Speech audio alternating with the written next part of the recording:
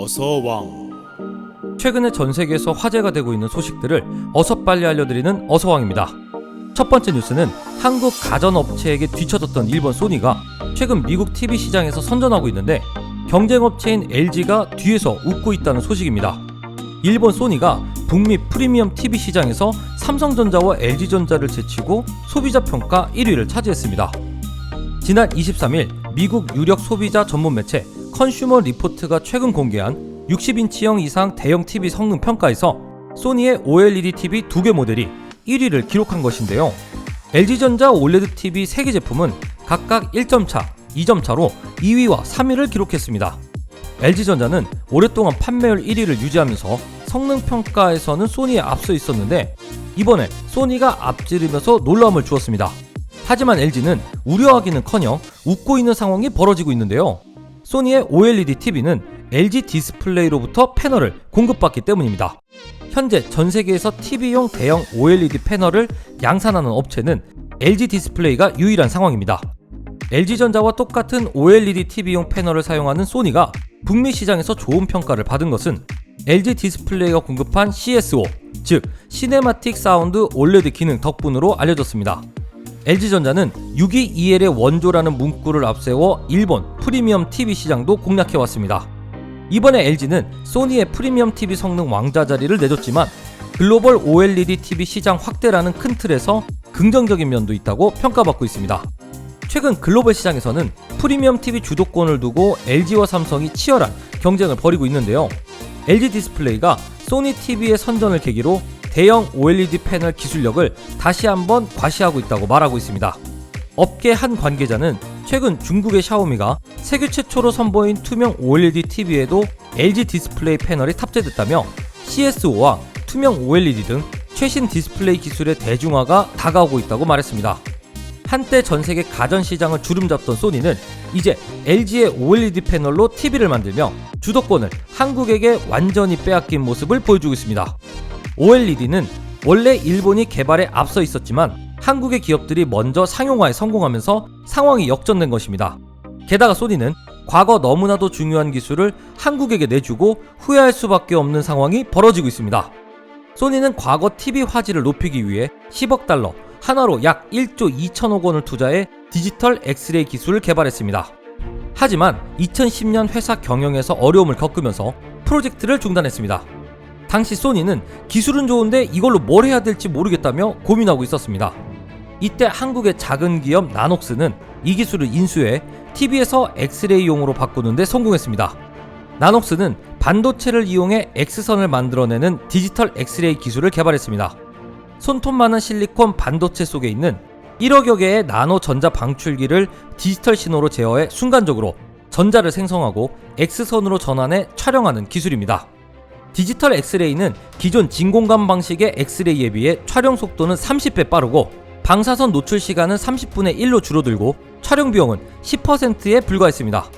나녹스는 이 기술을 가지고 삼성도 성공하지 못한 의료장비 사업에서 대박을 쳤습니다. 나녹스는 코로나 사태에서 빛을 발했습니다. 란 폴리아킨 나녹스 CEO는 디지털 엑스레이가 상용화되면 공항에서 곧바로 코로나 감염 여부를 확인할 수 있고 국경을 폐쇄하지 않고도 격리 대상자를 식별할 수 있다고 말했습니다. SK텔레콤은 지난해 글로벌 반도체 스타트업 가운데 나녹스를 발굴하고 기술 검증을 거쳐 투자를 진행했습니다. 소니가 벌인 기술을 가지고 나녹스는 감염병이 덮친 코로나 시대에서 대박 행진을 이어갈 것으로 보이고 있습니다. 두 번째 뉴스는 전 세계가 코로나 재유행으로 난리가 났는데 야외 풀장에서 파티하고 맥주 축제를 벌이는 중국에서 심각한 상황이 발생해 초유의 혼란이 초래되었다는 뉴스입니다. 지난 20일 중국 쓰촨성 러산시가 갑자기 희뿌연 연기로 뒤덮였는데요. 이곳은 최근 내린 폭우로 인해서 세계 최대 석불인 러산대불이 물에 잠겼던 그곳이기도 했습니다. 웨이보 등 인터넷을 통해 이곳의 소식이 급속히 퍼져나가면서 이 도시의 도로는 탈출하려는 시민들이 탄 자동차와 오토바이 등으로 뒤덮였는데요. 탈출 행렬은 마치 전쟁터를 방불케 했습니다.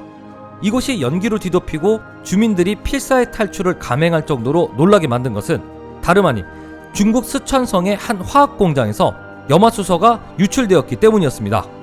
러산시 당국은 21일 밤 성명을 내고 우통 차오구에 있는 한 폴리실리콘 제조 공장에서 소량의 염화수소 가스가 유출된 것으로 확인됐지만 인체에는 해가 없는 상황이라고 밝혔습니다.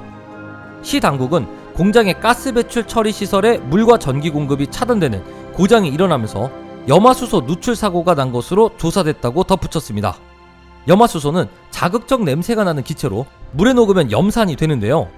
중국에서는 화학 공장의 폭발로 대형 참사가 난 경우가 많아서 이번에도 주민들은 불안에 떨었습니다.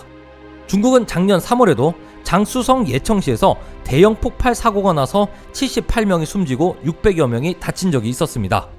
중국은 최근 최악의 홍수 피해를 입었지만 자칫하면 무너질 수 있다는 산샤댐은 위기를 넘긴 것으로 알려졌는데요. 하지만 이번 홍수로 인해 중국 전역에서는 6천만 명이 넘는 이재민이 발생하는 큰 피해를 입었습니다. 이로 인한 경제적 손실은 30조가 넘는 것으로 확인되고 있습니다. 시진핑은 최근 홍수 지역을 찾아 중화민족은 수천 년간 자연재해와 싸웠다고 격려했는데요. 세계 각국들은 중국발 코로나 사태를 겪으며 자연재해가 인재로 인해서 피해를 안 주기만을 바라고 있습니다. 세 번째 뉴스는 전 세계를 놀라게 할 기술을 한국인이 만들었다고 해서 극찬을 받고 있다는 내용입니다. 미국의 젊은 한국 공학자들이 주축인 의료기술 스타트업 사이벨이 국내 시장에 진출해 주목을 받고 있는데요. 작고 부드러운 무선 센서를 이용해 저렴한 비용으로 건강 상태를 모니터링하는 기술을 가지고 왔습니다. 이 사이벨의 센서 기술은 의료 환경의 변화로 의료인의 노고를 덜어주고 시민들의 삶의 질도 향상시켜 국내 의료 선진화에 기여할 것이라고 밝혔는데요.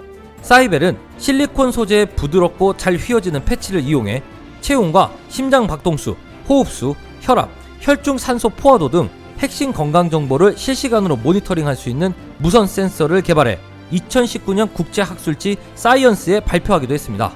그런데 이 사이벨을 만든 사람은 한국인들이었습니다. 노스웨스턴대에서 박사 학위를 받은 덩하옥 대표가 지도교수 존 로저스 교수와 이종현 연구원, 피부과 전문의 스티븐 쉬 연구원과 공동으로 창업한 것입니다. 사이언스는 이 기술을 두고 의료 모니터링 분야에 혁명을 일으킬 잠재력이 있다고 평가했습니다. 사이벨은 지난달엔 네이처가 다국적 제약사 머크와 공동으로 신설한 스핀오프상의 첫해 수상기업 4곳 중 하나로 선정되기도 했습니다. 또한 중국의 사막 한가운데 지어진 특급 호텔이 놀라움을 주고 있는데요. 알고 보니 이 사막의 특급 호텔이 한국인 작품이라는 것이 알려져 극찬을 받고 있습니다. 주인공은 바로 한중일 건축가로 구성된 건축설계 사무소인 플랫 아시아의 정동현 대표였습니다. 그는 중국에서 한국인이 가진 자연에 대한 본능적인 감성을 건축에 접목해 한국인의 이름을 남기고 싶다고 말했는데요.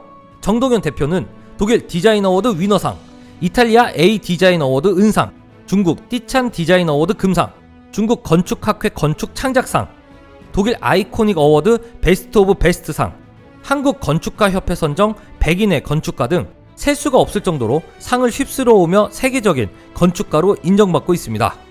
그는 중국의 유명 건축가들도 모두 고개를 저었던 이 프로젝트를 과감히 맡아서 장애를 이겨내고 결국 건물은 콘크리트로 짓는다는 상식에서 탈피해 사전에 제작한 초경량 철골 구조를 현장에서 조립하는 방식으로 2006년부터 10여 년에 걸친 끝에 호텔을 완성했습니다.